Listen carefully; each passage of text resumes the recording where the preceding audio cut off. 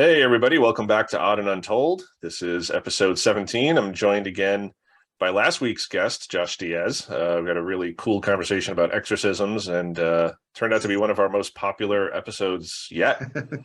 Crazy. And Yeah.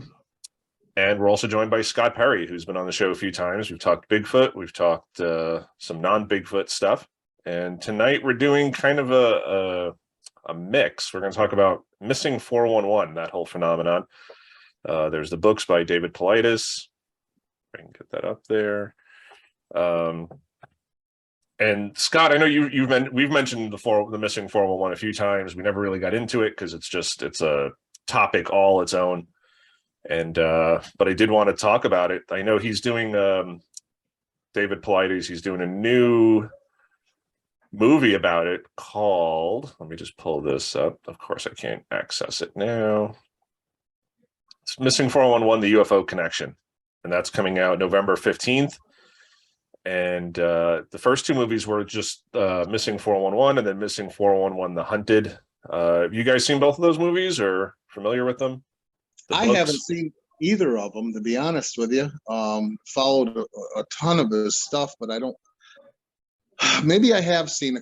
Maybe I have seen one. There's so much stuff out here with little blurbs of interviews with him, and I did watch an interview recently. I watched it recently. Doesn't mean that the interview was recently, but they were asking him his personal opinions, what he thinks could be happening to these folks that wind up missing. All right, and they went right through, the top of the list, from just, abductions to, natural, like kidnappings. People. Yeah, that Yeah. type of thing. Or, UFO abductions, or, and it came down to the Bigfoot part of it. And from what I seen Paulides say himself was his opinion at that time was that Bigfoot was way down on the bottom of his list of these people, just because. If I'm going to quote him here, he said, "It's hard to blame it on something that we can't even get a picture of." Right. You know what I mean? So that was right. Paulides himself. I heard him say that. Now, maybe his attitude has changed. I haven't followed. I obviously know who he is. You hear about him all the time, but I haven't followed him like I would a Bigfoot researcher, or in another field. Somebody. I haven't followed him as I haven't been dedicated to following just him, but I did see an interview where he did say that he goes, I got to say, he goes, I'm not saying there's not such a thing, but he believed that it was way down on the list because something that we can't get a clear picture and we can barely get tracks. Right. But then you hear other people swear to God that David Paulides has said, yes, Bigfoot's taken everybody. So, but the man with his own lips, I heard him say that, and probably for the life of me, I wouldn't be able to find that video where I heard him say that, but he did say that. Yeah, and before we get too far into this, just for anybody who doesn't know, David Paulides is ex-police officer, and he has been doing years of research into these coincidental disappearances in the national parks in North America. And again, he's got a series of books called Missing 411. The one I have is Eastern United States, because that's where we live. So it's New York, New England. And a lot of these disappearances have similar traits. So they all seem to happen near a body of water. They all seem to happen at a certain time in the afternoon. Swamps or berries, berry bushes are usually involved. If people are found, they're usually found in a place that was previously searched by search and rescue teams. So there's a lot of commonalities with these. And I guess he got into this because he was talking to a park ranger, and a park ranger sort of mentioned to him that there's tons of disappearances that go unsolved and not really investigated. They do a couple of days of search and rescue, and if they don't find the person, it's just kind of dropped. And there's just hundreds and hundreds of people missing in the national parks that are never found, or they're found under mysterious circumstances. We can get into some of those circumstances, but that's the essence of what we're talking about here.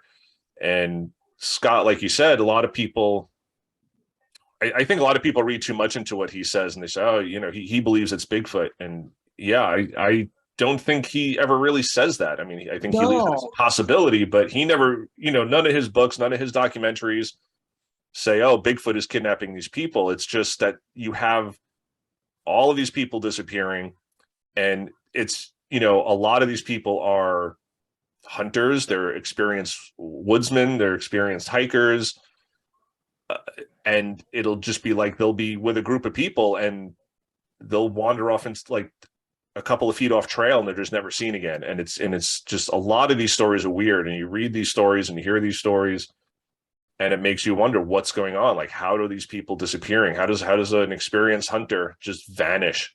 And then they don't find his body for 3 years later, and it's like 12 miles away up rough terrain. Like, how did this guy get up there?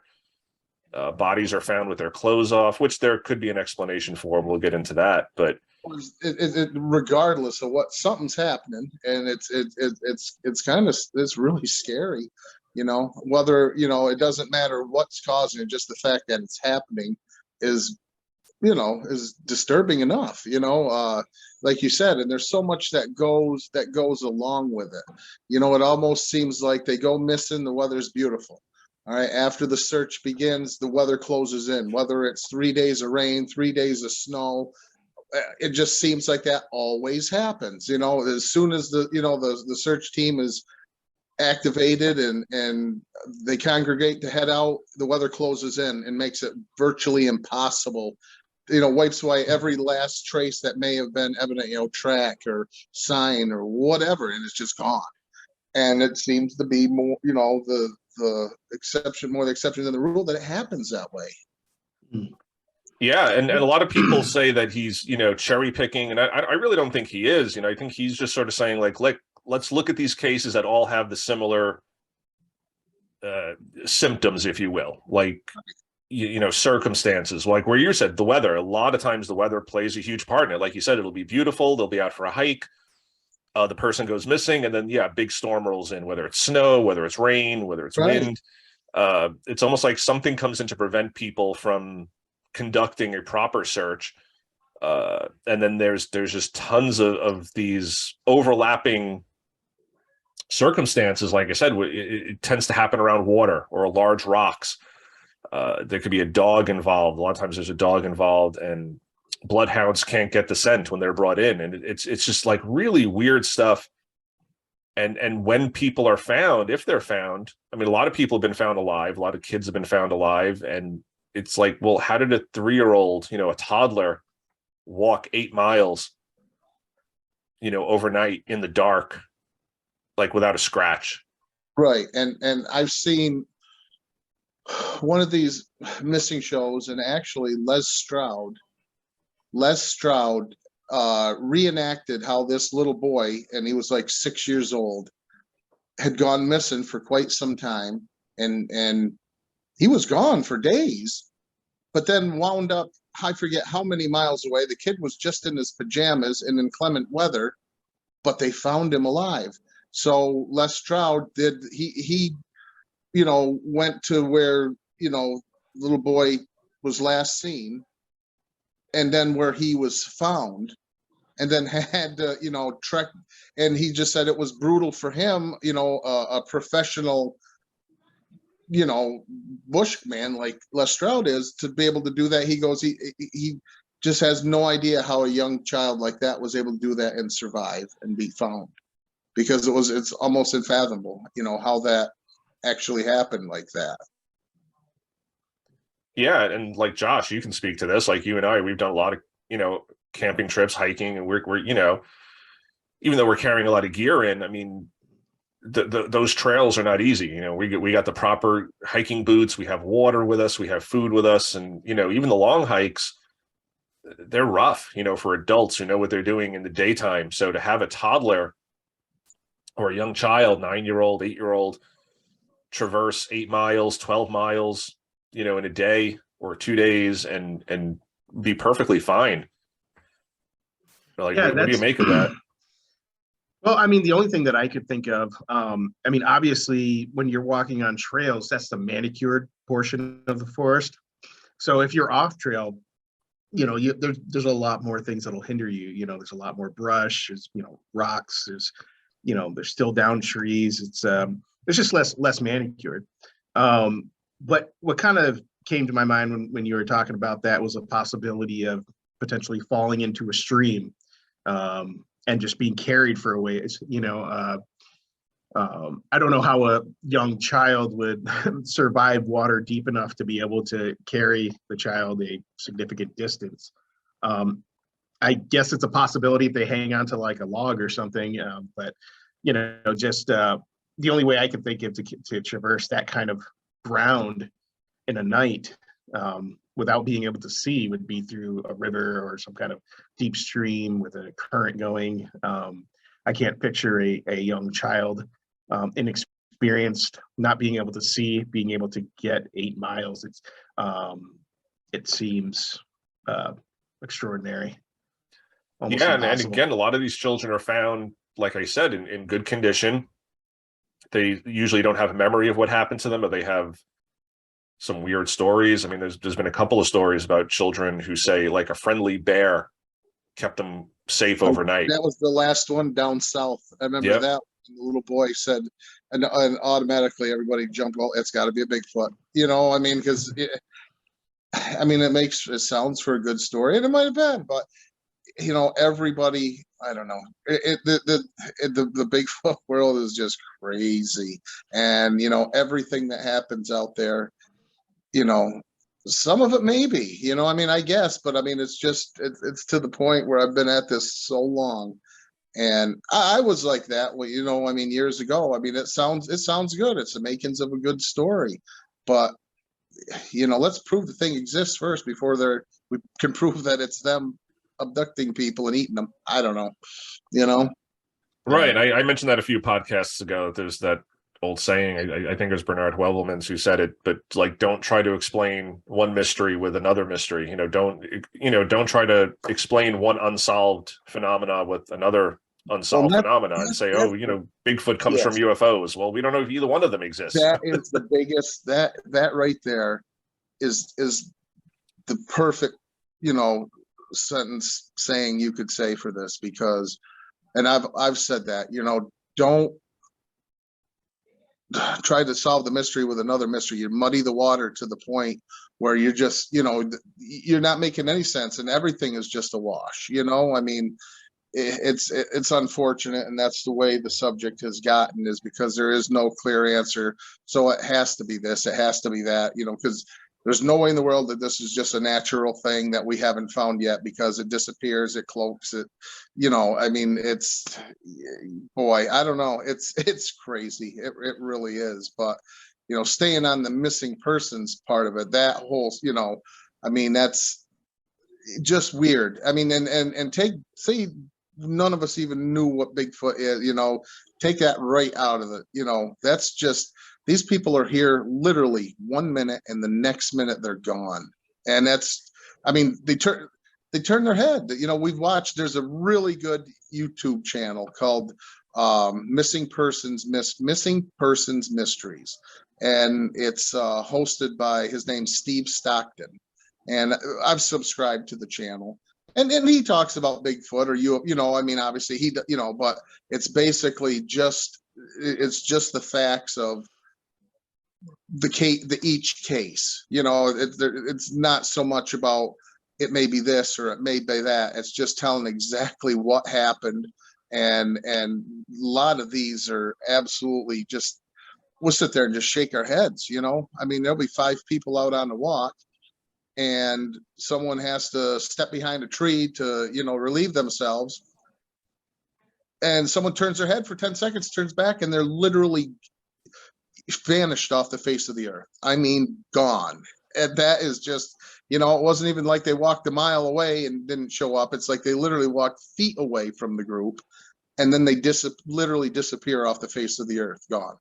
Yeah, that's kind of like, goes back to what Josh was saying. Like, you stay on the trails, and those are usually pretty well manicured and, tamped down, and you can go off trail and you could hide. If somebody wanted to hide, you could disappear. You can go 10 feet off the trail and hide behind a tree, and if nobody knew you were there, like, they'd never see you. But these are people who are going missing. These aren't people who are playing hide and seek. These are, little kids. These are experienced hunters. And yeah, like you said, they'll turn around and the person's gone, and they're yelling for them, and they do search parties. And again, these are not people who can go very far through the brush, through the bush. I mean, it's Josh and I try to get firewood, and we're just kind of stamping through. You go off trail, you go off the campsite.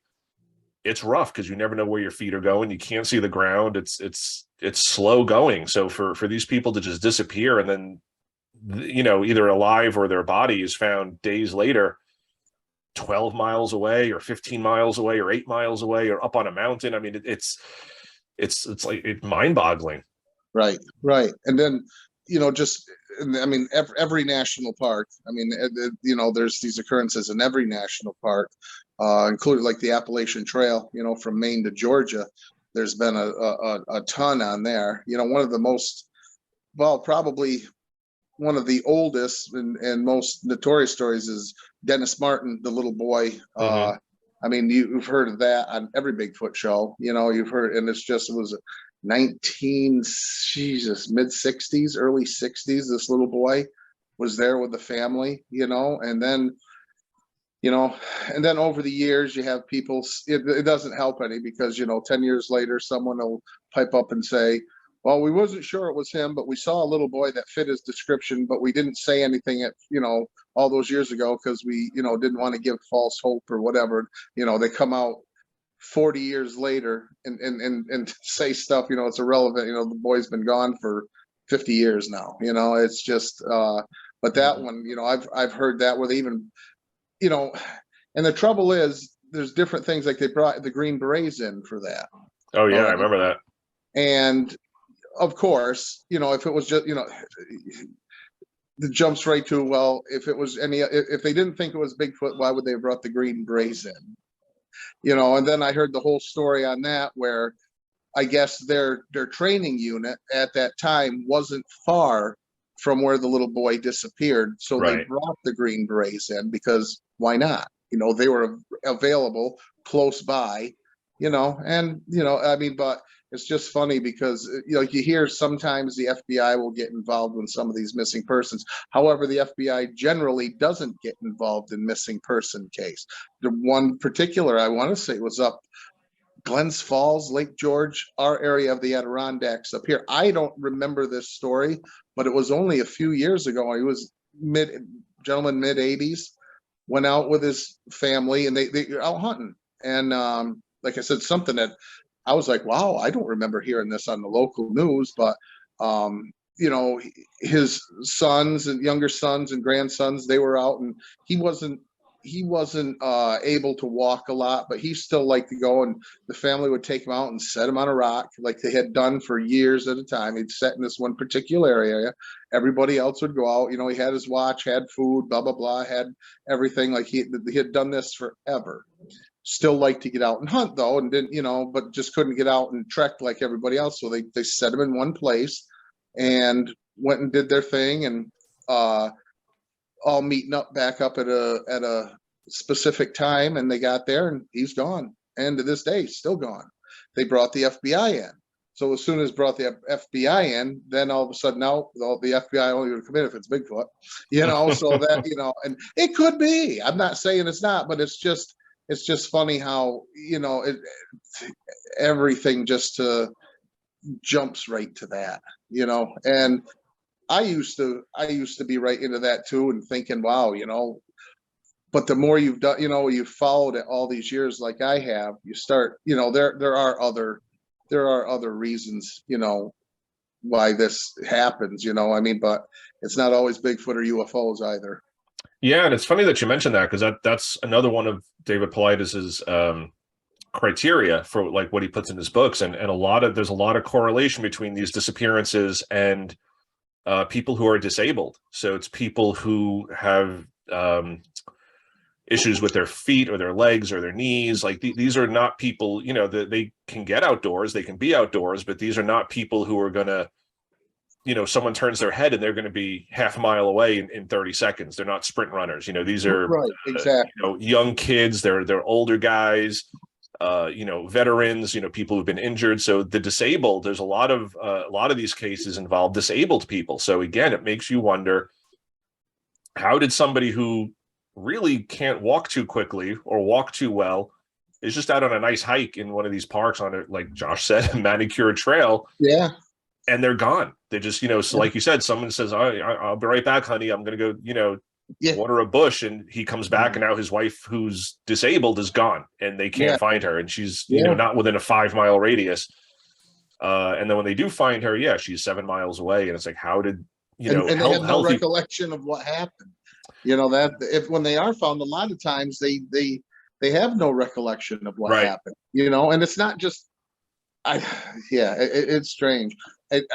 Jumping back to Paulides and the Bigfoot thing, I just want to say this before I forget what he exactly said when he Paulides himself in the interview that I saw. He specifically said he believed Bigfoot was way down on the list because in the majority of these missing cases, and they go looking for the folks that are missing, they bring dogs. And if he really believed, he goes, the dogs pick up no scent of anything at all. Well, I'm sure that they would, if there was a Bigfoot, and we all know what they're supposed to, the dogs would have some kind of scent. But that was exactly why Paulides said, he goes, I'm not saying it's not, he goes, but I think Bigfoot's way down on my list of culprits for why these folks are disappearing. I think because he's written some Bigfoot books in the past, people automatically assume that he's trying to say something with the missing 411. And again, people read into it and they say, oh, this kid saw a bear, or or it seems like someone was carried off up onto the top of a mountain. It had to be Bigfoot slinging him over the shoulder. Yeah, you heard that too. That little boy. Yeah. The last time he was seen, he was at the top of a rock, top of a cliff, however many feet up, that no way he could have got there, and then he disappeared from there. I heard that same story as well, but just like with the Dennis Martin case, there was even somewhere someone had said that they had seen a very big man running with a child over his shoulder. So automatically right there, it had to have been Bigfoot. But there was also stories that they had, like I said, a lot of people have come out after the fact over the years, and someone even came out and they didn't say anything because they didn't want to get involved, or they weren't 100% sure, of what they were going to say was going to help. But not far from where that little boy disappeared, there was a white van seen, and there was a guy standing, and they wait till 40 years later to say this, of course. Right. But I mean, a lot of stuff like that is, we know there's a lot of creepy, no good people out there. And if they get a chance to do something like that, unfortunately, we watch the news, we know that the natural is probably more terrifying than what we don't know. Exactly. You know what I mean? It's just, the crazies out there are much more terrifying than anything cryptid or UFO could ever probably imagine. Yeah, and I want to switch to Josh about this, because I know, Josh, because you're talking about kidnappings, and one of the explanations is people say, oh, it must be a serial killer. And I'm kind of like an armchair expert on serial killers, but I want to go to Josh, because you were telling me about a serial killer who was in the Adirondacks years ago. Yeah, Garrow. That was the last name. I can't remember the first name. Maybe Scott does. Robert Garrow. Yeah. Yeah, I grew up with that, and I grew up in because that was close to here, and dated a girl that actually lived right where that went on in Speculator. Oh yeah. Right. Yeah. Yeah, and there was a serial killer. I think he maybe killed like 5 people. It wasn't a ton of people, but they're out there. That's. I've read some articles about some, just crazy people that get encountered on the trails. I think I read one, it was about 2 years ago.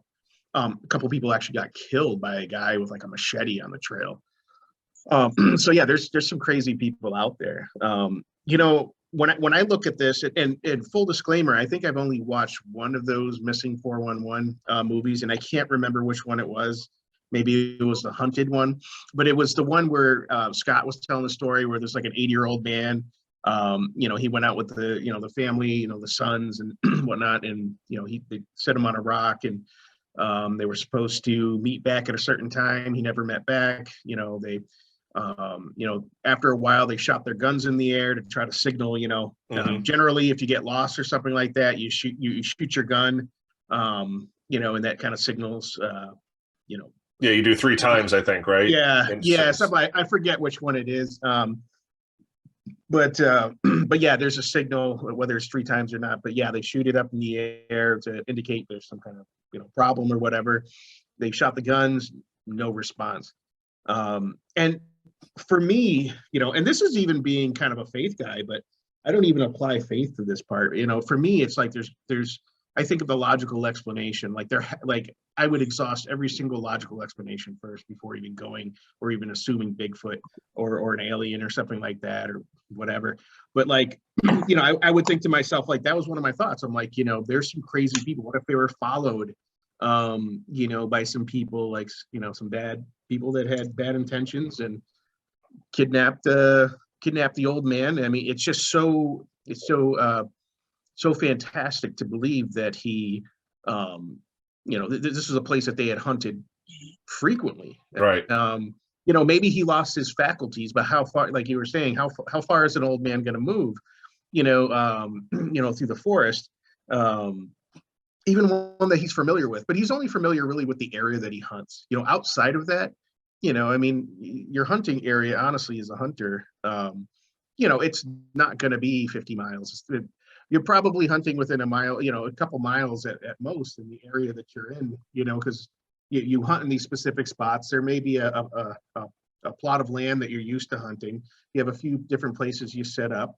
You shoot a deer, it's not going to run 50 miles. If you shoot a deer and you don't kill it on the spot, it's going to run off for a ways and die. And generally you let the deer, 20 minutes to a half hour, you let it go and bleed out.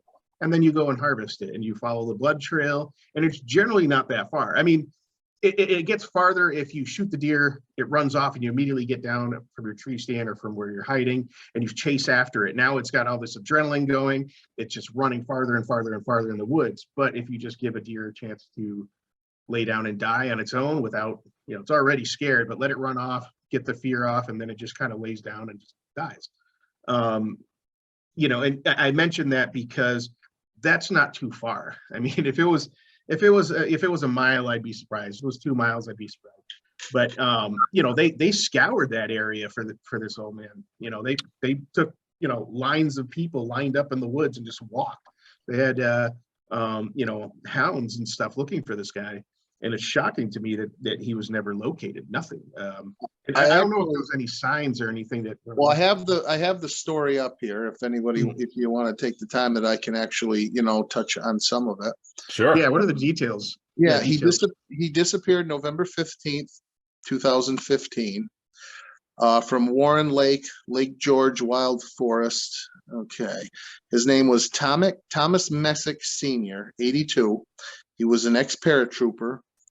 Walked into the woods south of Brant Lake in New York State to hunt for deer and was never seen again.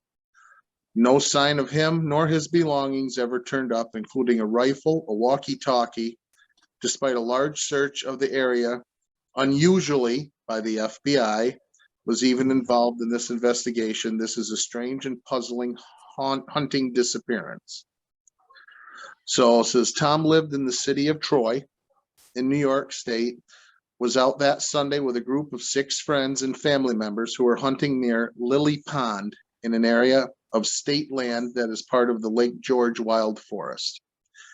The other members of the group, 4 of them were watchers in a static position, sat on a log or similar comfortable spot, and were in a near vertical line, whilst the younger hunters used the path around the lake to drive the deer to the watchers as part of the drive. It said, let's see here. After 55 years of hunting with his longtime friends, also senior men at the Messick hunting camp in Hague, they described to try this area for the first time. So Tom was supposed to stay in one spot as members of the group walked through the woods to push deer toward him. But when they arrived at the location where he was supposed to be, he was gone, without a trace or his belongings. No sign of any deer was found that day. He was wearing duck boots, camouflage pants, coat, gloves, a red and black checkered hat that he'd worn for many years, carried a rifle and a walkie-talkie.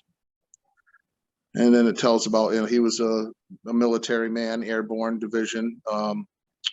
He had lost an eye in an accident, lost an eye in an accident with an explosive device in his early 20s. So he had poor vision, limiting his hearing as well, and as 159 stitches in his hand. He had also just gotten over a case of shingles and nearly decided not to go on the annual hunting trip. So he was last seen at 10 a.m. And when Messick did not show up at the agreed upon time with his friends, called forest rangers, and they searched from 4:30 p.m. It got dark around 7. And at that point, half the group stayed and fired their rifles and honked their car horns to attract Tom to the area. The rest of the men left the scene, reported him missing to family and authorities. The day after he disappeared on November 16th, the search started with 13 trained search and rescue professionals from the Park Service, as well as organized. It was well organized from the start. The huge search over several weeks involved more than 300 professionals, volunteers, and some days assisted by dogs, divers, and several helicopters found no clues, including no sign of his rifle, walkie-talkie. More than 4 square miles were searched, with a larger area being searched by the air with the aid of a helicopter from the New York State Police. More than 15 agencies were involved, including DEC, Forest Rangers, DCE Police K-9 units, DEC police officers, FBI Quick Response Team, State Police Special Ops Response Team, the Warren County Sheriff's Office Tactical Team, and volunteers from the New York State Federation of Search and Rescue. The weather, here we go. The weather was poor with heavy rains, but sniffer dogs were deployed before the worst of the rain arrived. Searchers walked through the woods, no matter how thick they were, including swamps, checked nearby roads, but there was absolutely nothing. Areas were tied off with string to box off specific areas to allow detailed search for every grid zone. It was described as a spider's web, a string in the forest. So, I mean, it just, giving his age, the searchers are baffled as he could not have gotten far from the original location. And some said it was weird that there were no sounds of wildlife. Well, here you go. It was weird that there were no sounds of wildlife. Whilst the SAR team were in operation, almost like something had silenced the woods.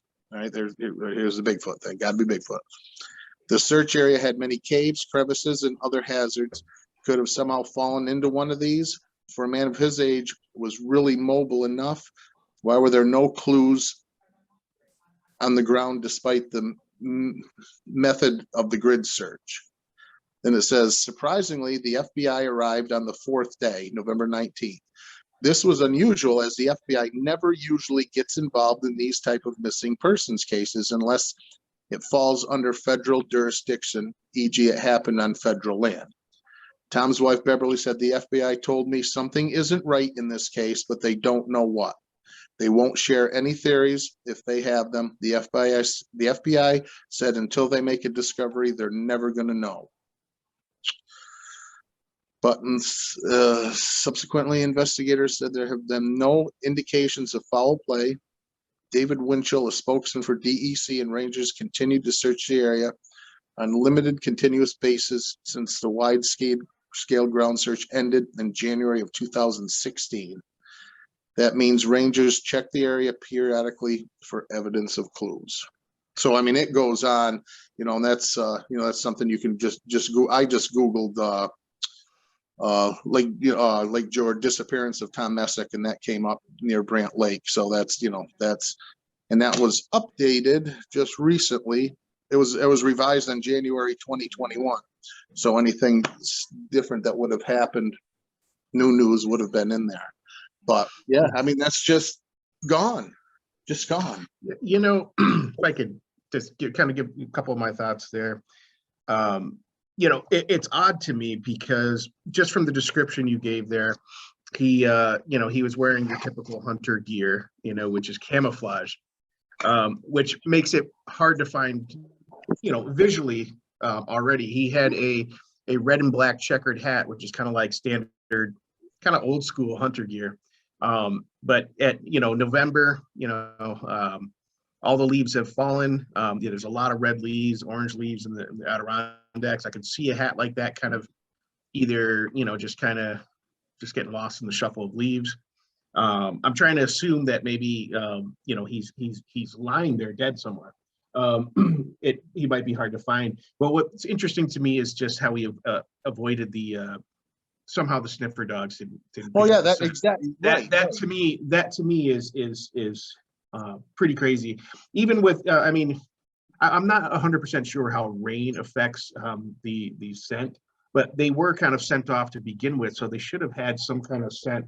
And with the size of the grid, kind of a circular kind of spider web type grid, you would think they would have found him.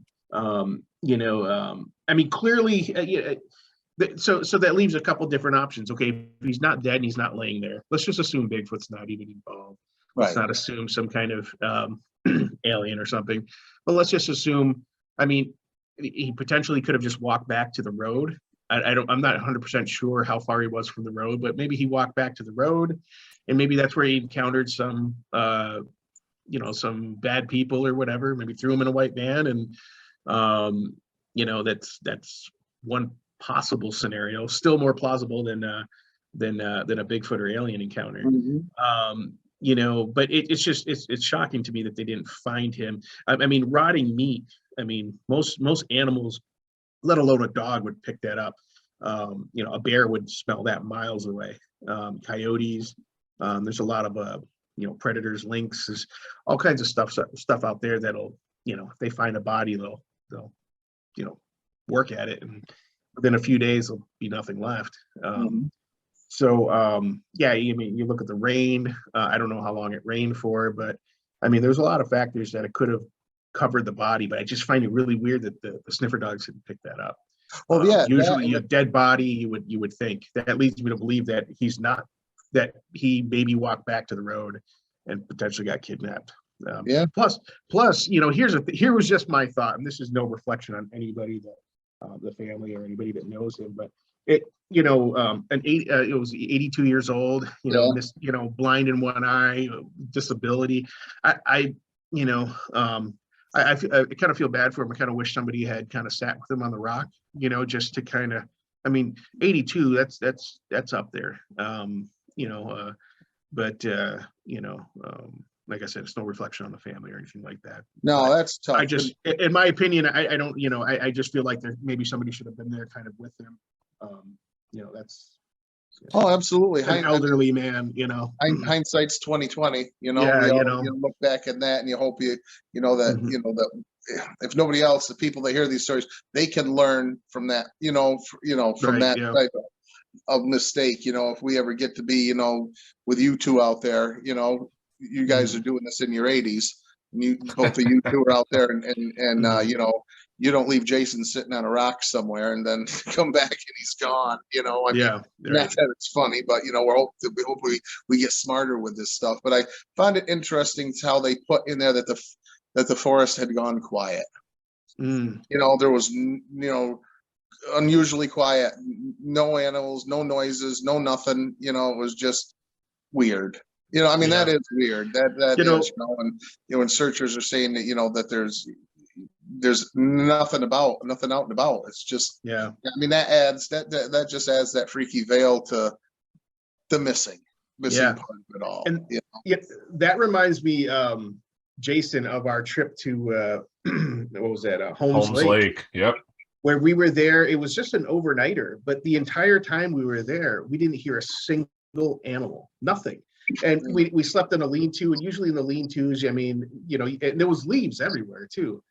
This was, early spring, so the old leaves were there from the previous fall. The snow had pretty much melted. Things were drying up, the leaves were crinkly, when you stepped on them. We didn't hear anything, and we didn't see anything. I don't even think I saw a bird or anything. The only thing we saw was like salamanders and stuff in the in the pond. But it was, and that's the thing. Like, you go out there in the woods, and everybody, oh, it's so peaceful and quiet. Like the woods are not quiet at night. The woods, No, not at there's all. always mice running around and squirrels and Yep. chipmunks and raccoons and Mm-hmm. like you're saying, like you're always hearing stuff. I mean, we went to John Pond. We were in a lean-to, and that was late January into like the first day of February, and we heard stuff, rabbits and like there was stuff underneath the lean-to, like stuff was crawling around, and that was covered in snow, so it wasn't even like leaves crunching, but you could still hear. I mean, we thought we heard a coyote come in that one night, like or something, and something was like walking through. For sure. Mm-hmm. But yeah, Holmes Lake was kind of freaky, I mean, it was nice in a way because you're just like, okay, you're not listening for like every little sound because there were no sounds. It was just nothing. It was bizarre. It is weird, and that's another explanation that people come up with is like, oh, a predator, an animal, a mountain lion, cougar or bear or something came in and took these people, but there's never a sign of a struggle. And that's why for me, I kind of discount, I mean, your theory, Josh, about him walking to the road and meeting some bad people, I can kind of get that, but when there's no sign of a struggle, like I don't, most people, most human beings are going to fight, somebody, whether it's an animal, whether it's a person who's trying to attack them, they're going to fight back. And, I just, the serial killer thing or the weird people in the woods thing, it bothers me because it's such a crapshoot. If you're a serial killer and you need to go and kill somebody today, and you're going to walk deep into the woods and just hope that the right victim comes along. I mean, you're going to be in the woods every single day, and I mean, not that it doesn't happen. Obviously, it does happen. There are serial killers who hunt the woods, but it can by no means explain even a small percentage of these.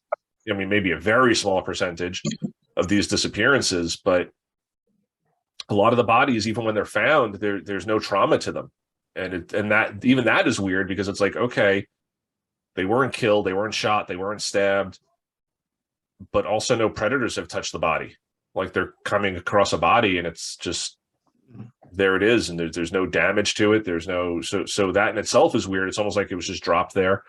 And another thing that they have found is they'll find a body, they'll search an area for weeks. And then on the 6th, 7th week in a place they've already searched before, now they find the body. Yeah, I was going to say that. You're 100% right.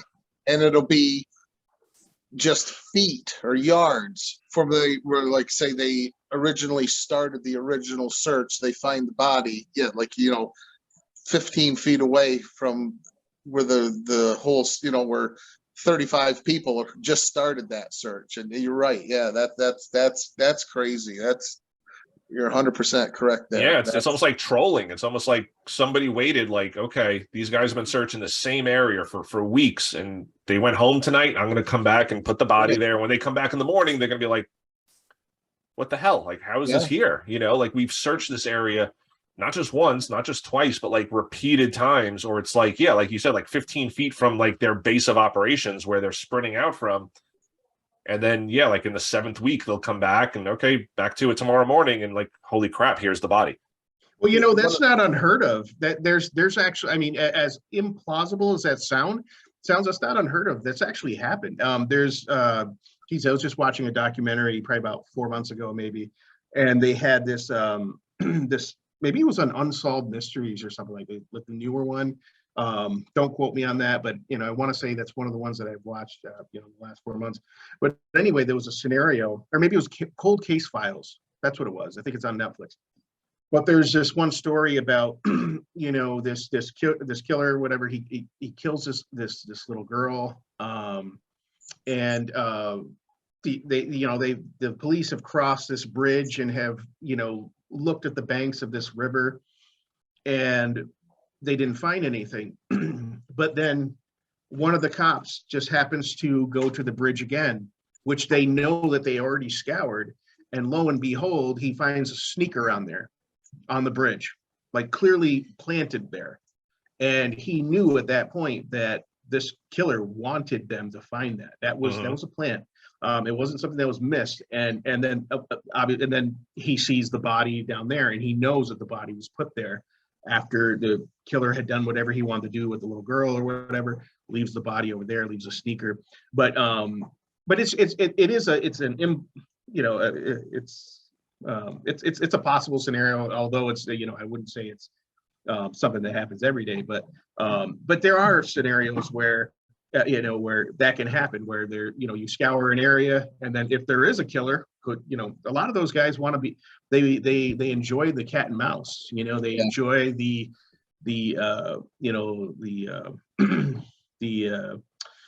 well, what's the word I'm trying to find? Well, anyway, they like being chased. They like the fame, the infamy. They like the infamy of it. They like to play games with the cops. They like to feel like they have some kind of control, like they're jerking people around. It's the power, and that's exactly. a lot of serial killers. They do that. They want the power. Right. They'll insert themselves into the investigation, so they'll kill somebody, and then they form a search party, and the serial killer is in the search party. He's like, I want to volunteer, and I want to be helpful, and it's almost like they get their jollies off that, like just knowing, like, I fooled all these people, and they're all looking for this body that ain't here, because I know where it is. And again, like, all of these explanations are plausible. It's a matter of how probable they are. And again, when you have one case where there's a body that shows back up, then 7 weeks later, and okay, we've searched it, and maybe that's a serial killer trolling. But when you have dozens and dozens of these cases over the past 150 years where it's that same thing, it's like, well, how many serial killers are out there that are doing this same exact thing? Like, the probability then just goes low, because it's not just one case or two cases. You're talking dozens and dozens of cases where you have these same things happening, and you're like, that, yes, in one or two of these cases maybe it was possible, maybe even a few more, but to have it that happen that many times, and again, I'm not saying it's Bigfoot. I don't believe Bigfoot's involved in this at all. I think this is one of those just life mysteries that we'll probably never figure out. And but it just makes you wonder. Because my thought on this is this. My thought on that is, it's possible. It's improbable. The probability is definitely low, but I still think the probability is still higher than a Bigfoot explanation or a paranormal type of explanation. Although I wouldn't rule it out. I mean, I wouldn't rule it out, but the probability would even then be, I would still find a natural, the more rational explanation. However improbable, to be one that's more likely. At least my opinion. You have to. I mean, you gotta. I mean, especially if you're an investigator, and how sometimes the investigators, and I don't know if you watch some of these shows, and it's kind of diverging a little bit, but just kind of getting into the paranormal with investigations, like you've seen. There's and this was on the old school Unsolved Mysteries back in the day when I was in school. But they had an episode or two where they had someone who was a clairvoyant, and supposedly helped find bodies or helped. And I don't, I haven't really researched that too much, but it was just something that I was like, oh wow, cool. I don't think it's something that is realistically used these days, but I think back in those days, they were willing to try different things. And I don't know. What do you? What are your thoughts, guys, on clairvoyance being used in missing persons cases? You probably are more than that on me. Know more of that than I do. I was just, reading on a lot of these missing person cases, and I've read there's a lot of people that they should bring in a medium, they should bring in a psychic, and apparently they have helped in cases in the past. I don't know. I mean, I guess the only thing I would say is, if I'm trying to plug my phone in, don't mind me here. If I had a family member that was missing, all right, I wouldn't have any problem with that. I'd take all the help I can get. If that was a loved one, I would, to get any kind of closure whatsoever, I wouldn't care.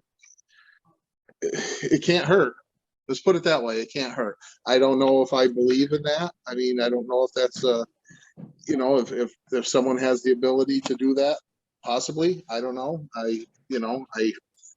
But it can't hurt. That's what I will say. I don't believe it can hurt one bit to have all the help you can get when it comes to that. Yeah, I mean, I agree too. I think, you know, maybe not in the first 48 hours or the first, you know, you don't want to bring a psychic in right away.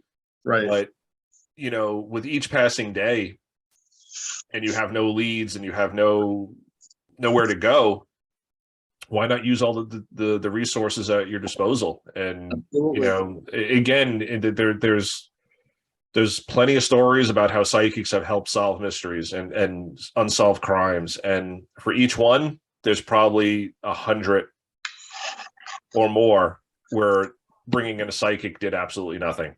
So when a psychic is brought in and it does work, you know, is that because they're truly psychic, or was it just coincidence or lucky guesses, or, you know? But like Scott said, at a certain point, what's the harm? You know, and you know, I follow this case in Delphi, Indiana, with those 2 missing girls. With the guy on the bridge. I don't know if you guys are familiar with that, but it's a case I follow very, very closely. And it's been years, you know, it's been since like 2015, and they have no leads. And, you know, people are saying, like, release more evidence. Like, at this point, what is it going to hurt? And I agree with that. I think when a case goes cold, let members of the public come in and help. I don't know what it's going to hurt. You know, if the cops haven't solved it in 7 years or 10 years, or, you know, Right. If members of the public want to, you know, because they can't, the cops, you know, they have to move on to, all right, now we have another murder. We have another murder. We have another murder. Like, we can't stay on this one from 2015 or 2011. They don't have the resources, only so many police officers. So if members from the public take an interest in this case and they want to go to the library, they want to go through the records, they want to, you know, I say, let them do it. So same thing for psychics. Not that I'm saying I believe in it, but like Scott said, what could it hurt? You know, Yeah, if they don't find the person, okay, they hadn't found the person anyway. But if they lead you to something, that's great. And yeah, if that was my family member, I'd be like, yeah, bring a psychic in. What can it hurt? sure. Why not? You know, talking about, you know, like, you guys are obviously avid hikers, you know, and doing what you do, and watching, really, this isn't a missing persons thing, but just talking about, it's more terrifying about people out that you'd run into while you're hiking, rather than, you know, an animal or a Bigfoot or whatever, you know. Just I know I would be more terrified, I think, if you know, someone came into our campsite, you know what I mean? If like when we were out that time, you get a little suspicious, you know, than it would be if I'd be more worried about that than a bear. But reading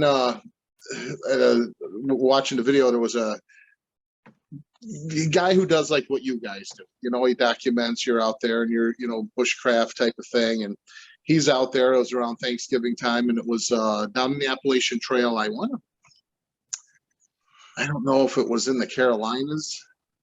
It was down south somewhere, southern part of the Appalachian Trail.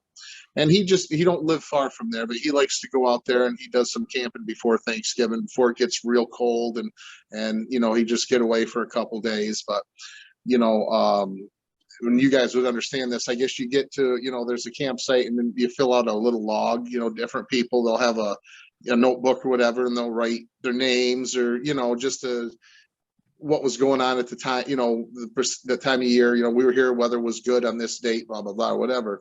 But it was all kinds of weird gibberish. This guy had wrote like 2 pages of this camp log, or whatever they call them there.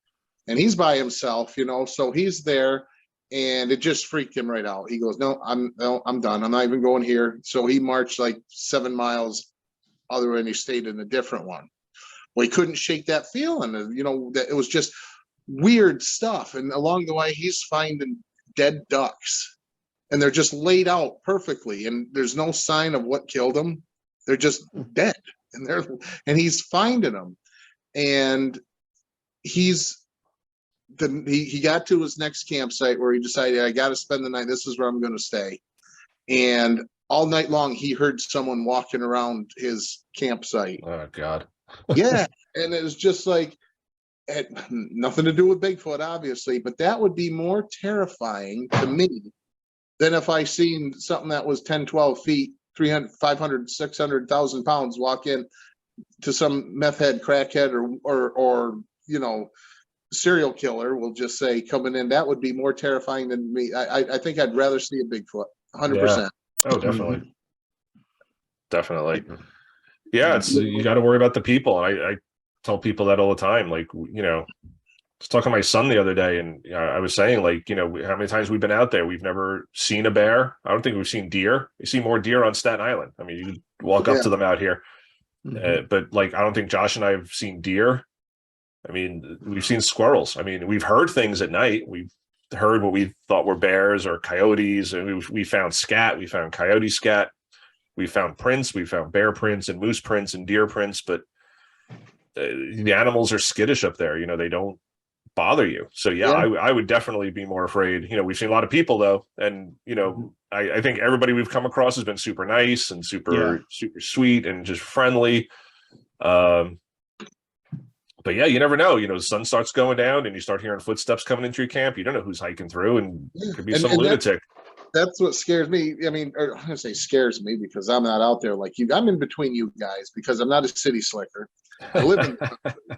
But I mean, I give you credit because you guys are right out there. I mean, a lightweight compared to you guys. I don't like the cold. I hate the cold. The older I am, I mean, it's just, I've never liked the cold, but I really, old as I am, I hate the cold. So you'll never see me out there trudging through knee-deep snow to lay down in a lean-to that's open on 3 sides. You know, just, you know, I mean, unless you had it nice and warm, and you guys like pulled me in a sled that was warm. Yeah. But I've never seen a bear in the wild. And with that being said, 2 were spotted not 2 miles from our house here over the weekend. 2 black bear were sighted. I've never seen a black bear in the wild. And we know they're here, you know, I mean, and it was right in outside of between Amsterdam and here. So probably about 3-4 miles from our house here was, it was on the Facebook post. Somebody put it out there, and there was two black bear just moseying on through. Again, I've never seen a black bear in the wild, but then again, I don't go as hard as what you guys do either. You know, I mean, I don't, you know, go off the beaten path, so to speak, but still live in the country where, I mean, we might have black bear going through here right in my backyard right now, but I just don't know it, you know, but I thought that was kind of cool because that's, you know, a few years ago, there was a moose. They had a moose in Fonda, which was like really bizarre because that just don't happen. You know, it was right in the village of Fonda. DEC came and they took it away, took it up north, and the thing a week later showed back up down in the village of Fonda. That was crazy. Yeah, I mean, that's the most bizarre thing ever. Yeah, that's bizarre.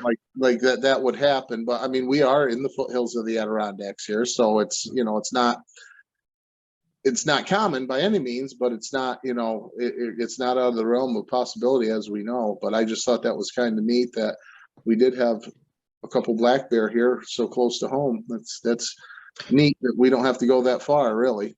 Yeah. And, you know, it's interesting. Just in the last, I'd say 8 months, 2 black bears have been killed, hit by cars, just within 15-20 miles of where I live. And, you know, not even, and maybe 10 miles. Wow. And, yeah. And, you know, you see them on the road, you know, a lot of them look like, you know, adolescent, juvenile, wow. Not like the big, you know, sows or like the older, you know, males. But one thing that's interesting about the black bears in the Adirondacks is, as a hunter, you know, you got to kind of keep up with the regulations and stuff like that. Well, they just for 2020, they just extended bear season, starting from the beginning of hunting season, which I believe was September 1st, all the way up until the end. So the entire hunting season, you can hunt black bear, which tells me that the black bear population is kind of getting out of control a little bit. Yeah. So I think they need that they're extending the hunting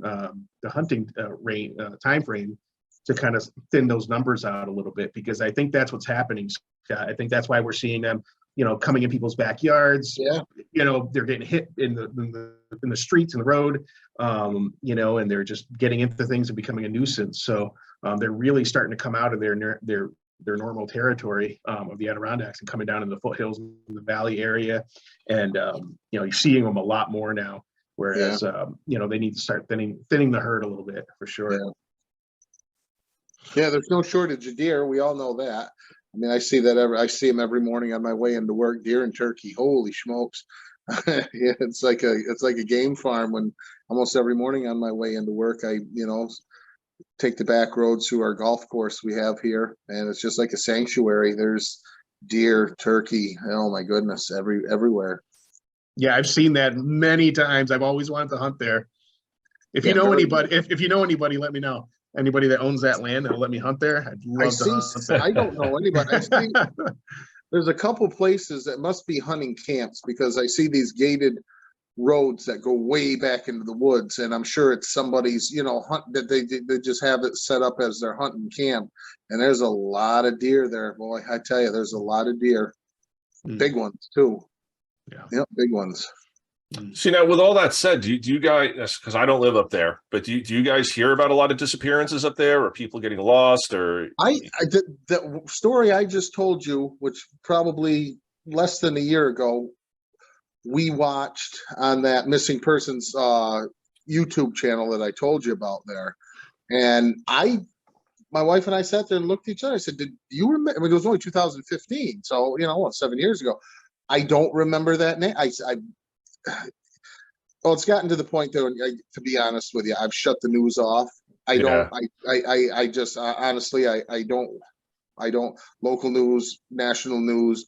If there's something big's going on, I mean, I'll hear it one way or another, but I've become a hermit when it comes to news. I can't stand it. I'm trying to hide from it the best I can.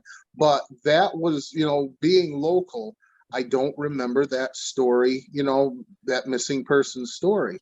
Now, we do have missing persons up here in Gloversville. There's one that's been going on.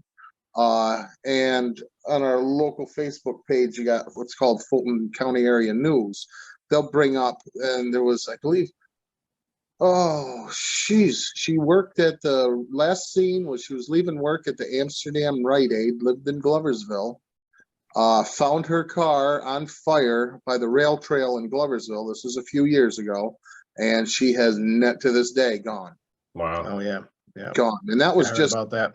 Yeah, that was just on Fulton County Area News, and that was a recap. And then you had one, and her name was Aubrey Mae Heron, and this was quite a few years ago. I'd say probably back in the early 2000s. Another local girl, I say local, Capital District to our area there. She's been gone, and nothing from her either. Yeah. But real close to home was that girl there in Gloversville, because they had just reviewed the case, and we're talking about her, and that's where I was reading. Someone in the comments had said they need to bring in a psychic. What would it hurt? And they were just talking about that. Yeah. Right. But the only thing they found, they have her on tape leaving her job in Amsterdam Rite Aid. Yep. And then they found her car on fire by the rail trail in Gloversville. She lived in Johnstown or Gloversville. And unfortunately, nothing. I mean, just, cold. The case is weird, just weird. Yeah. Sad.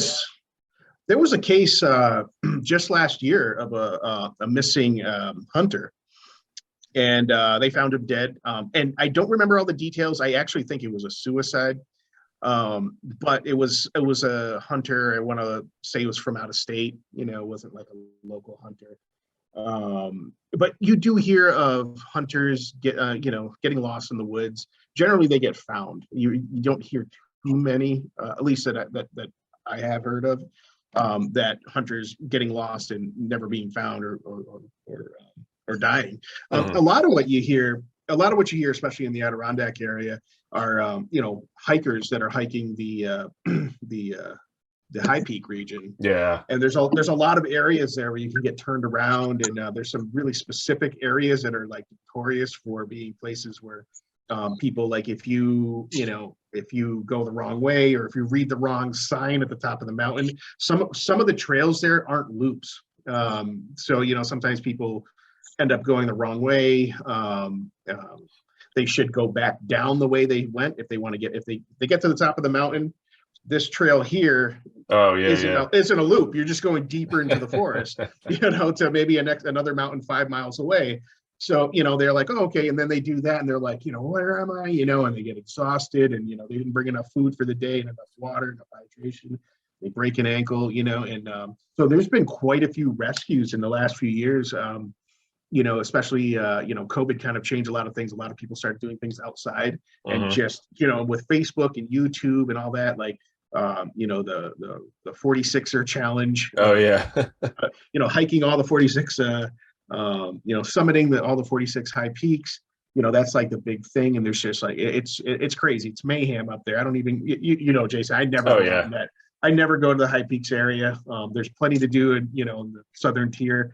I really just have no interest. I mean, I'd like to, but I hear it's a nightmare just with parking, and you got to get up there at 3 a.m. And I'm sure it's great, but for guys like us, where our time is limited, and it's tough. It's tough to do that. But it's technical. It's technical too. Like, a lot of that stuff is technical. Like, you really got to know what you're doing. Yeah. You got to leave at the right time at the you got to kind of gauge your ability, gauge the distance, and have the right gear, and just kind of know what to expect, because that's what happens. A lot of people go out there, and a lot of times you'll find people, they went out there in tennis shoes and a pair of shorts, you know what I mean, like a tank top, and then they end up getting lost, and they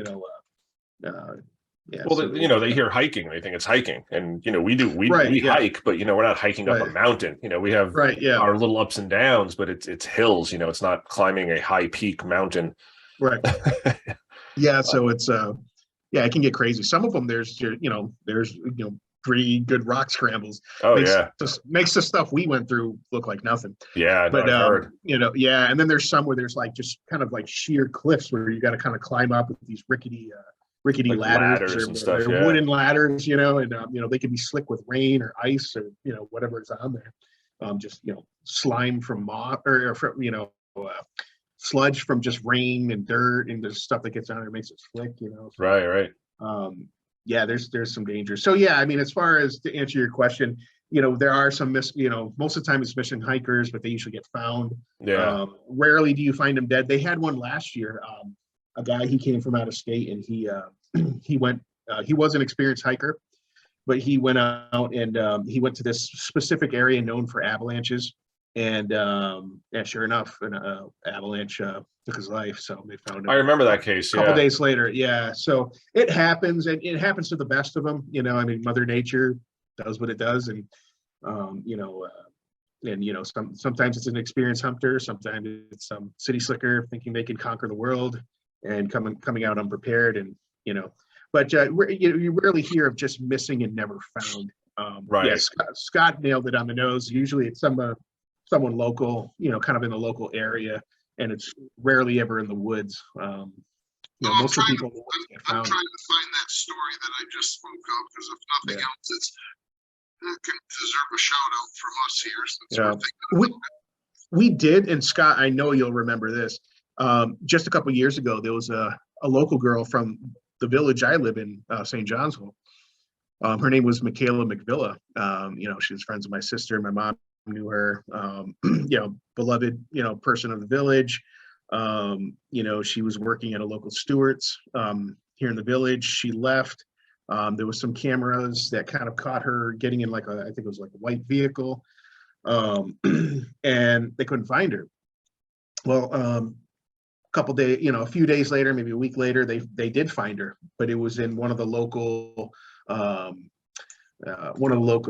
fields, just kind of in the back by these power lines, and they found her, and her body was kind of a bad state, like apparently some of the animals had gotten to her apparently, and you know, and it ended up that it was a murder. I mean, she was executed, you know, shot in the back of the head. It was pretty bad. You know, it's the weirdest thing. If I may add real quick, Scott, I was actually called for jury duty for that case, and yeah, I was one of the last 12 to get seen for jury duty, and that was a really weird thing because as they're picking juries, as they're picking the jury, the guy comes in, right, and he sits down. You know, this is the potential murderer, you know, and they're asking like all these potential jurors like really personal questions, like where do you work, you know, where do you live, and I'm like, I don't want to say anything, guy, because you know, like this guy's sitting here watching. I mean, we haven't, you know, who is this guy, you know? I mean, and he ends up being a murderer, you know, and if he can't get to me, maybe one of his buddies can, you know, out on the outside, you know. That's I was crazy. like, holy cow, I don't want to be here anymore.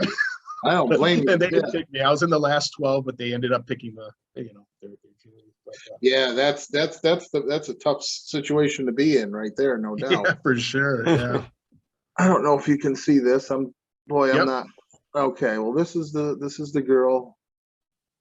You see here. I found it. Well, anyway, she's last seen in Amsterdam. She's from Johnstown. Last seen leaving her job at the Rite Aid in Amsterdam at 9:35 p.m. on Tuesday. That was I said on Tuesday, September 30th, 2008. On Wednesday, October 1st at 1:53 a.m. Her 1998 Saturn Aurora was found a few blocks from her home by a Johnstown officer, smoldering in a place that the locals know as Frog Hollow, which is along the rail trail. She left behind her medications, clothing, and a daughter. So, I mean, everybody, it's just, and you know, so this is last seen Tuesday, September 30th, 2008. Wow. Kelly Sue Ackernick Kilcullen. And as of right now, she is still missing. And so that is as local as you can get, and still missing. And you know, that's just terrifying. It's absolutely terrifying to think that, you know, in our own backyard, it could, you know, you don't have to be in a The deep park. woods. Yeah. Exactly. You know, and that's just, you know, crazy. I mean, and it's just, as you all know, because you're down in the city there, Jay, and where we are, you know, in 2 hours you're in the city. You know what I mean? It's like we're not that far away from each other, even though it seems like it. You know, we're way upstate compared to you, but you know, you're 2.5, 3 hours away. I mean, we can hop a train in Amsterdam, be at Madison Square Garden in 2 hours and 20 minutes. You know, and it's just, you know, it's not that. You know, you get on the thruway, it's the same thing. It's just, you know, it's just scary. You know, you hear all this stuff that's going on with trafficking and who knows. And, you know, I mean, this disappearance. This poor young lady and, you know, a child behind, and nobody knows nothing. And that's no difference than a hiker being lost in the woods, as far as I'm concerned. And missing is missing. It's just, man, scary stuff. And you know, I think in the city it happens so often. And I think people just accept it as a fact of life that, like, in the big city, you know, you're in Manhattan. I mean, I've lived here all my life. I've seen some weird stuff. I've seen people get followed. I've seen, you know, because like I said, I'm really into the whole serial killer thing, and I watch stuff, and I've seen some weird stuff in the city, and you can't intervene because a crime hasn't happened yet, but you're like, holy shit, like that dude's following this girl, you know, or you know. And you know, maybe I'm reading too much into it, but you know, the crime happens here so much. But you'd think, like, in the national parks, it's families, it's people going camping and hiking and having picnics, and you know, and that's kind of what Paulides was trying to draw attention to, was that these cases really didn't get national attention. They didn't get the attention they deserved, and it's just like, oh, you know, we looked for a week, we can't find them, you know, just. And there was like no database. They weren't keeping a database. And I think that's really why he wanted to do the books. Exactly. Something weird with the park services. For any of the park services, they don't, or either if they do, they don't allow them to be revealed, or they don't, you know, there's something a little wonky in that whole deal. You know what I mean? Something something's a little shady there in that whole deal, because like you said, either they're not keeping a record, or the records aren't allowed to be seen. I don't know. It's just there's something where everything's not transparent there. It's like all the information isn't being allowed to be put out there. Right, and that in and of itself is a mystery, because like you Right. said, either they're not keeping records, which why wouldn't you keep a database of who's missing? Because if something happens 5 years later, at least you can go back and say, oh yeah, we were looking for this person. I'll tell you why. The government puts all the Bigfoot in the national parks, and so that's where they keep them to be right there. So there won't be an. I've heard that too. I just wanted to let you know that's another one that the government has herded all the Bigfoot into the national parks is their own, and then if people go missing, oh well, because then they're taking that's their own fault for being there. So right, it's great for tourism. Yeah, put all the Bigfoots in the Adirondacks, and that's where people are going to go. Exactly. Yeah. I'd love to see Yellowstone. I really would love to see Yellowstone before she blows. But there's a lot going on there too, and not all people. People like an eighth of a mile from that big lodge there in Yellowstone just disappear, and it's just I don't know. If I ever got a chance to go somewhere like that, I'd have my GoPro, my head on the swivel, and my wife on with her fingers around my belt loop. So we're going to go, both of us are going to be gone too, because I don't know. It's just, it's scary stuff. Yeah. I mean, even when Josh and I are out, I don't like going out of visual range. I always like keeping an eye, and I'm not trying to be creepy, Josh, when you're taking a leak, but I'm just like, I just want to keep an eye, because you're out there, and it's just like, it's scary, because you can even just imagine being out there and just turning around and then coming back and like the person's gone. And you're like, what do I do? Like I'm 2 miles into the woods, and the car's 2 miles away, or it's an hour hike away. What do I do if I can't find him, or if he can't find me? And it's creepy. It's really creepy stuff. It's like when I went up with you guys there, going on a couple years ago now. That was when we went out, spent the evening with you guys there. That was really cool. And of course, my mind gets wandering. Because you didn't spend the night, didn't you? You got sick. Didn't you get sick and you didn't end up going? We were going to do 2 nights. So you came up the first night and you left, and we spent the night there, and I just had a rough night. I couldn't sleep. I had like not real stomach issues. I was just feeling nauseous. I just wasn't feeling it. I was like, I don't feel good. I'm not going to enjoy this. And I spent most of the morning just kind of sitting around the fire, like contemplating it, and then at a certain point I was like, you know what, let me just go home, because I'm just not enjoying it. And the later in the day it gets, the harder it is to get out of there and drive home. And what that was, right? It was infrasound. You got infrasound, yeah. Bigfoot Bigfoot was walking his pet chupacabra past our campsite, and he was waiting for his UFO buddies to come pick him up and disappear into a portal. You see that? And I missed it all. But I was thinking, I was more thinking that, you're sitting there and then you get some, the good old boys from that part of the woods there, drive by and crank off a couple rounds at you, maybe not at you, but over your head while you're sitting there in front of the fire. I mean, I could just see that, pickup truck going by and drive by Adirondack style. You know what I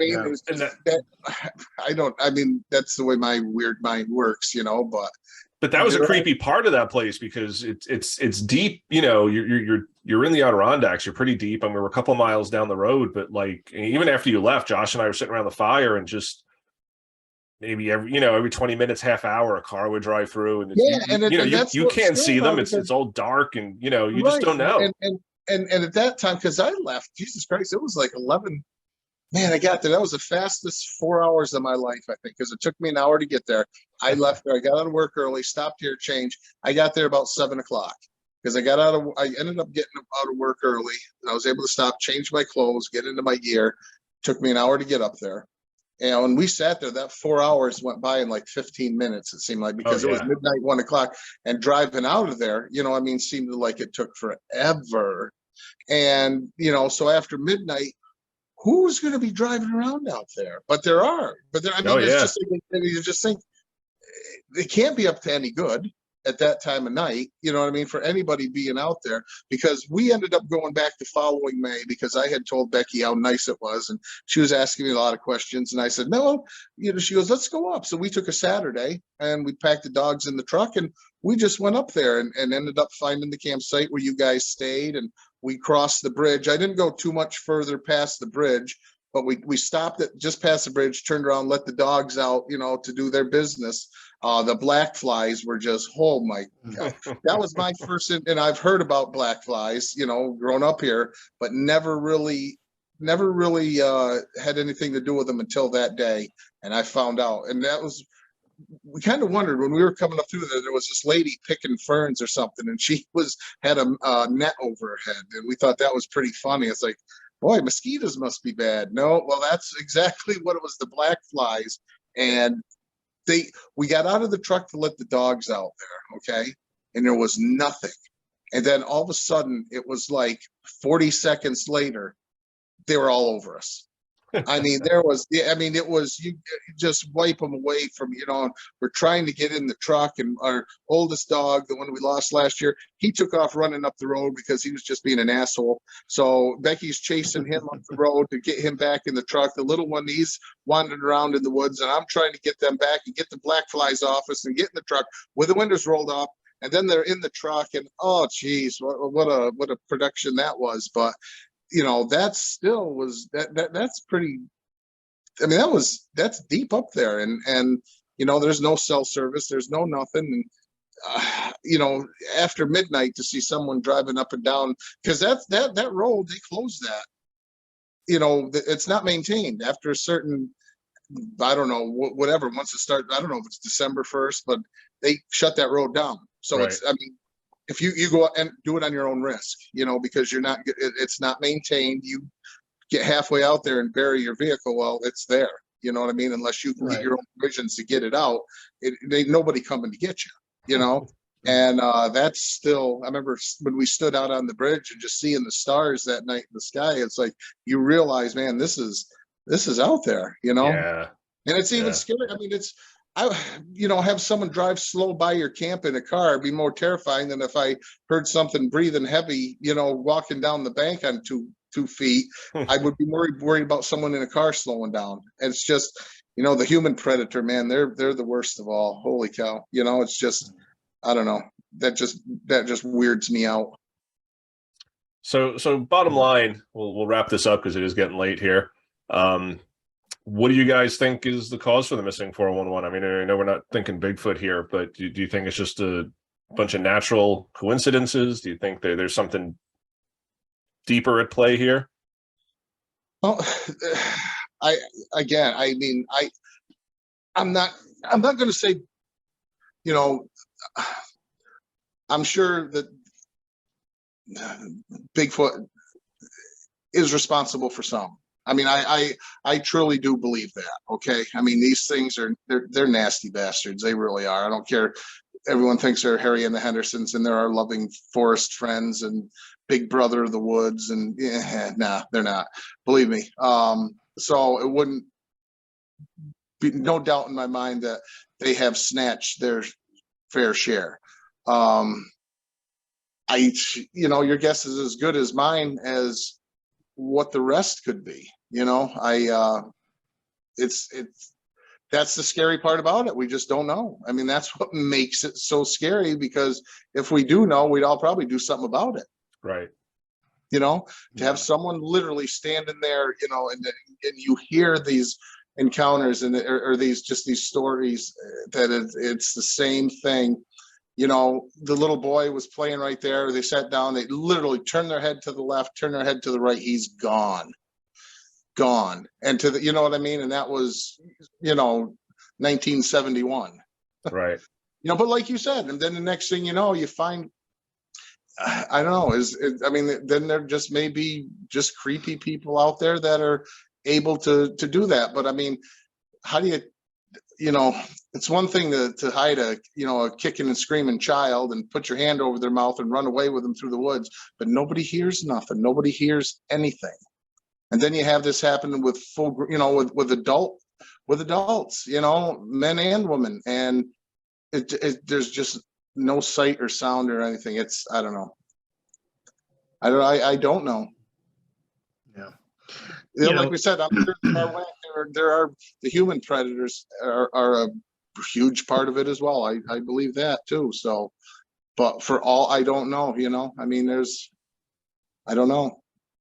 This one, like you said, one of those mysteries that, you know, will I don't know if will ever be solved, but we'll be talking about for a long time, I'm sure.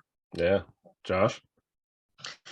Yeah, I think I think we have details from a documentary, from some news articles. I'm curious if there's more details that we don't know of or that are being hidden for whatever reason. That part of me really wishes there was more details to go off of, or we knew of some more details that kind of could give us more of a clue. I think, based on our discussion, I think there's enough to go ahead and start positing, something paranormal. Like I would think, in my opinion, if I was to go with anything paranormal, I would say UFO abduction, because I just think that's, the fact that the dogs can't even smell them. Let me ask you something. They just literally disappeared like 5 feet away from the parents. The kid is gone. Like that to me seems like zip, like some kind of UFO abduction. Now that's interesting. I just want to, before, because if I don't, I'll forget about this and we'll end this.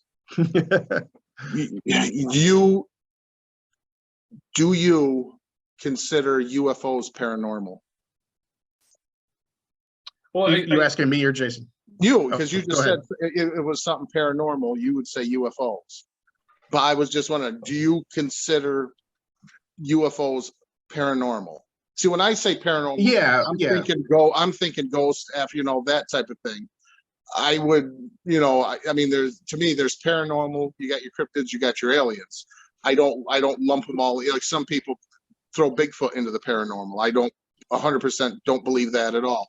But I mean, there are people that believe that, aliens in the paranormal, spiritual paranormal go together as well. Do you consider UFOs paranormal, or do you, or is that, just like extraterrestrial? Yeah, I mean, yeah, that's a great question. I think for the way I define paranormal, and I'm sure Jason may have a different definition, but for me, I think it's something that is very difficult to explain on multiple levels, whether it be something we can't explain from a naturalistic type perspective, where we kind of look at things from a spiritual or some kind of, ghosts or, apparitions or something like that, something religious.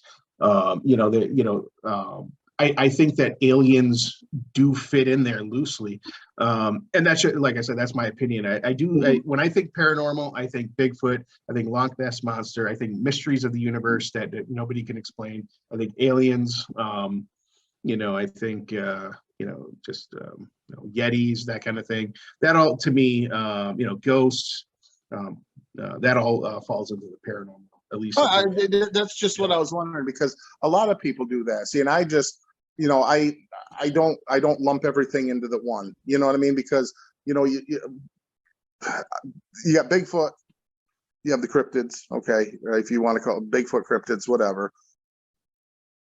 UFO/aliens, and then your paranormal is ghost, afterlife, spiritual. That's my paranormal. And then you have your UFOs, aliens, Joyce, this is the other one. Your UFOs and aliens with their, otherworldly. I don't know. I guess because a lot of people do lump, your paranormal Bigfoot into that. So I mean, I think there's a huge difference between a haunted house and a Bigfoot. Okay, or hauntings, right. And a Bigfoot sighting. I think they're black and white, 100% different. An alien, or seeing a lights in the sky, which is just unidentified, not an airplane, something that is a true unidentified flying object, or whatever. I don't think of that as paranormal, as a haunted house or hauntings, or loved ones coming back.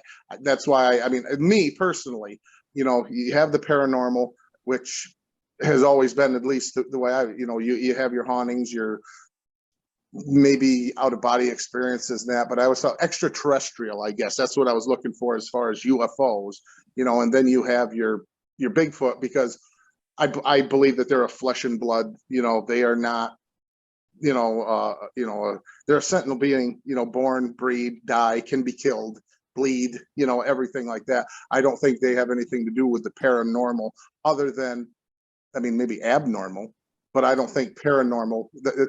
That's where I kind of get crazy when they lump everything in together. I mean, you go, which start to be a Bigfoot conference, and then they're talking about UFOs and ghosts and everything else. Well, have a ghost conference, have a Bigfoot conference, have a UFO conference. You put them all together, and that's where people.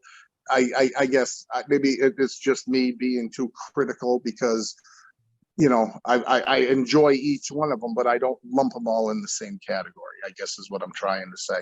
So, and some people do, I guess, and there's nothing wrong with that.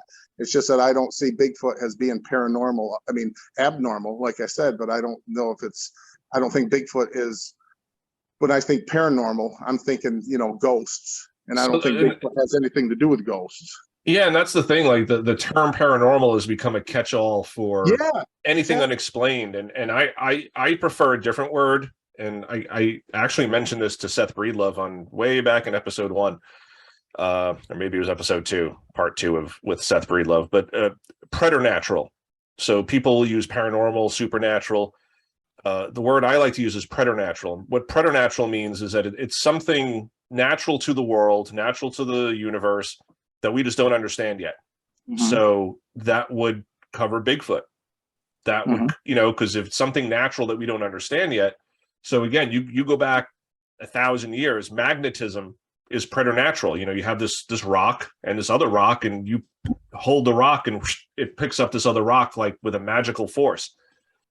They didn't understand what it was back then. It was preternatural. Now we understand it's magnetism. We understand protons, electrons, neutrons. So Bigfoot would fall into that. If it's a creature that just lives, if it's an undiscovered primate, it's preternatural. It's something that is naturally occurring that we don't understand yet. We can't quantify yet. We can't qualify it yet. Same thing for UFOs. This could be ball lightning. It could be earth lights that they call them, like when the tectonic plates move and it creates static and it's visible. That could be something preternatural. Aliens would be preternatural. It's just something we haven't discovered yet, and they're just other beings in the universe. They're not coming, maybe they're not coming from different dimensions or time, but any of this could be, and even ghosts and spirits and hauntings can be preternatural. It could be energy that's just captured by the earth that is being replayed, and it's almost like a giant VCR. It's just playing back a tape. And it's the woman ascending the staircase, and you see it, and you're like, oh my god. All of these things can be under preternatural. So I prefer that to paranormal, but a lot of people will just say, oh, it's Bigfoot's paranormal. And they just mean paranormal just means above the normal. It's just outside of the normal. So it's okay as a term, but I prefer preternatural because it's something that's natural that we just have not understood yet. We have not discovered yet. So that's the term I prefer. And I think that, there's probably some preternatural reasons for these missing people, and again, I think it's probably an amalgamation of things. There's probably human predators, there's probably animal predators, there's probably people falling into caves. I know they've done where people go missing versus the US cave system, and it kind of matches up perfectly if you Google it. So is it people just falling into crevices? And search and rescue is not going into the cave system. They're kind of searching the ground, they're searching the rivers, the lakes, the streams.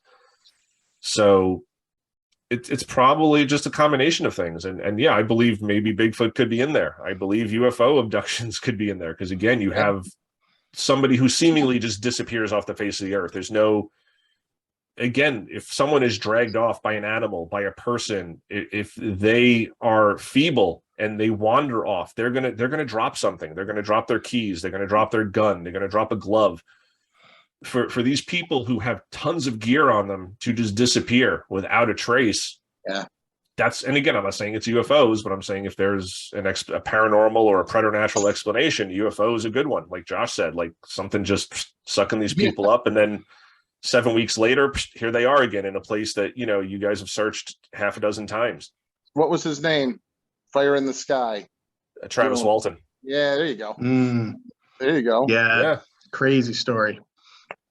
So, yeah, but again, the mystery will probably never solve. So what's our Right. next topic for the next one? Think of something good. I mean, again, Yeah, well, scratch the surface. We could keep going, obviously. We got to come up with something good. I'm sure we'll come up with something. We always, usually when I'm listening back to the podcast, I get another. That's how I came up with this one. I was just like, oh, we've mentioned kind of in passing the missing 411 a few times, and I'm like, we always got to get back to that. So we'll definitely come up with a good topic for the next one.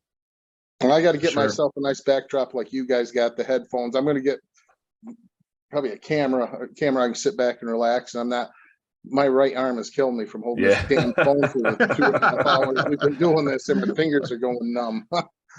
So, but it's fun as always, guys. It was definitely a pleasure. It's great we get to do this, and I can't wait to do it again. Yeah, you guys are becoming like honorary co-hosts here. So thanks for coming on. I always love talking to you guys.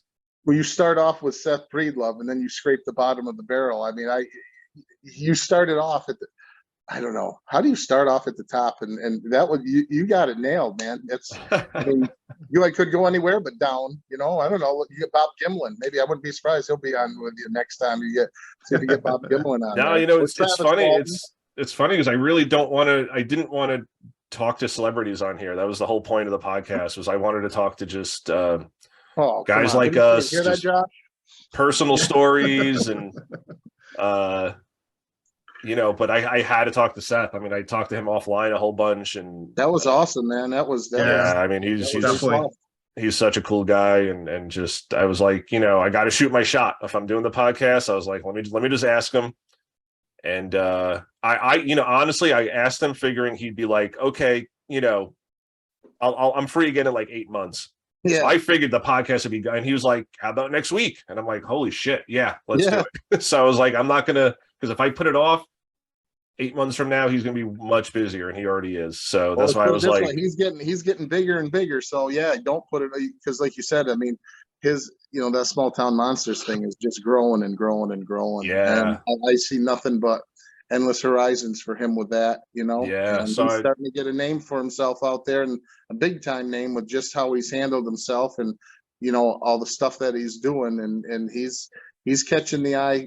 I've seen it through a lot of, all the stuff that I search through, and, and there's people that are, mention his name, bringing it up. And he's doing the right thing. I mean, I don't, next few years, I just see him going up and up and up, because he's really good. Yeah. And that's why, like, when I asked him, I really thought he was going to say, yeah, look for me in 8 months or 6 months, or, so that's why I was like, let me ask him now, because I'm going to be on a waiting list. And he was just like, how's next Wednesday or whatever it was. And I was like, yeah man, let me do it. So well, it wasn't really my goal. And I was terrified. I was so like deer in the headlights, because I wasn't used to doing this yet, but I was like, I got to jump on this if he's willing to do it. He didn't have a chance to practice with me and Josh, so you had to jump right in. Holy cow! Nah, but this is cool. I love talking to you guys, and can't wait to do it again. We'll do it again soon, though. Absolutely. Thanks so much, man. Great time as usual. Yeah, thanks, guys. Thank you.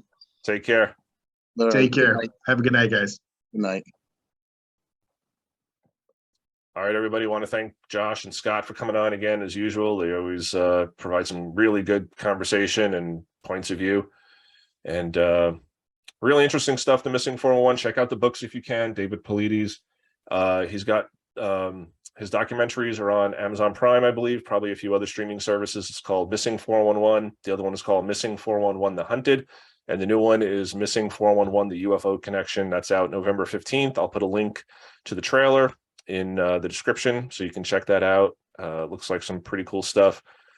And we'll see you guys next week. Just a few shout outs before I go. Sean Perry, Scott's son, he watches the show and listens every week and comments a lot. So Sean, thanks for listening. My friend Christy, she sent me a nice message this week complimenting me on the podcast. She's a little bit behind, so Christy, you might see this many weeks from now. But thank you so much for listening. Christy and I go way back in our ghost hunting groups, and she's a good friend. And we were chatting the other day just because she sent me a very nice message about the podcast. So we've been kind of catching up on old times and new times, and Cool stuff. So Christy, thanks for listening. Sean, thanks for listening. Everybody, thanks for listening. If you have a story that you want to share, please email me, jason@oddanduntold.com, and I'll be sure to get back to you, and you can be on the podcast, or I can just tell your story for you. And we'll see you next week. Thanks again, everybody, for listening.